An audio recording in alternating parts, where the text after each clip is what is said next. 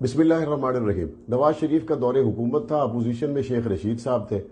حضور کی ختم نبوت کی بات آئی تو شیخ رشید صاحب نے دکھے دل سے اسمبلی میں کہا، کہاں ہے عطا اللہ شاہ بخاری کے ماننے والے، آج حضور کی عزت کی بات آ گئی ہے۔ وقت بدل گیا، شیخ رشید صاحب وفاقی وزیر داخلہ بن گئے۔ شیخ رشید صاحب، عطا اللہ شاہ بخاری تو سعد حسین رضوی کی شکل میں لاہور کی سڑکوں پر ہے، آپ وزیر داخلہ ہیں، آپ کدھر ہیں؟ ریاست مدینہ کا نعرہ لگانے والے حکمرانوں سے میں یہ کہنا چاہتا ہوں، کیا ریاست مدینہ میں تاجدار مدینہ کا نعرہ لگانا جرم ہے؟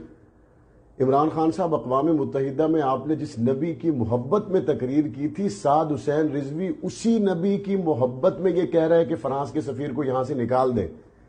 آپ کا پوائنٹ آف ویو صرف اتنا ہے، اگر ہم فرانس کے سفیر کو نکالیں تو اس ایک سفیر کے نکالنے سے یورپ کے تمام ممالک کے سفیر نکل جائیں گے۔ فرانس نے گستاخی کی، اس کا سفیر اگر آپ نکالیں تو تمام لوگ اس گستاخ ملک کے سفیر کے ساتھ نکلنے کے لیے تیار ہیں۔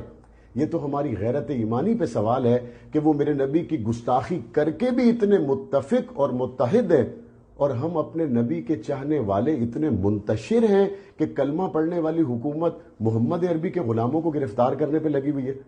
ہم مسالک کی تقسیم میں، ہم جماعتوں کی تقسیم میں، ہم اپوزیشن میں ہو تو ہم حضور کی عزت کی بات کرتے ہیں، حکومت میں ہو تو ہماری زبانیں کچھ اور کہتی ہیں۔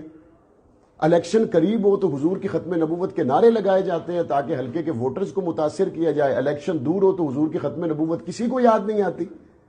میں شدید مذمت کرتا ہوں خادم حسین رضوی کے بیٹے سعد حسین رضوی کی گرفتاری کی، اور میرا پرزور مطالبہ ہے کہ ان کو فی الفور رہا کیا جائے اور فرانس کے سفیر کو ملک بدر کیا جائے۔ ملک کے اندر جو ہونے والی گستاخیاں ہیں، کیا ان گستاخوں کو بھی آپ نے اسی طرح گرفتار کیا ہے؟ کراچی کے گستاخ گرفتار ہوئے، اسلام آباد میں گستاخی کرنے والے گستاخ گرفتار ہوئے، لاہور اور ملتان میں گستاخی کرنے والے گستاخ گرفتار ہوئے۔